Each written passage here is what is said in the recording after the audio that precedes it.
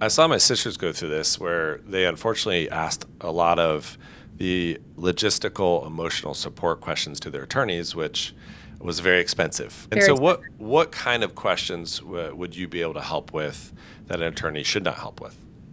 Well, one would be, I'm thinking about having a divorce. How do I have a divorce conversation? Right. That's a very specific question to you, your partner. What's the dynamic like? What are you afraid of? How do you think they're going to hear that? So that's one. Definitely do not ask an attorney about.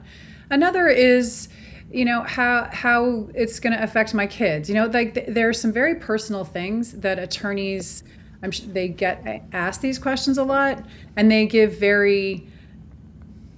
their best to be sympathetic and empathetic about what it is you're going through, but they're not really trained. They aren't trained to answer these Right, questions. They'll say things like, your kids are going to be okay. right. And that doesn't necessarily answer the question that looking for, right? No, that's not a legal question, is it? It's Right. a very important emotional support question. So, Yeah, and can I keep my house? A lot of these things need to be explored at a much deeper level, and oftentimes you need other experts to help answer those questions. mm, The other thing I think a great place to start for anyone who's thinking about it is to go to their state website and look up divorce law.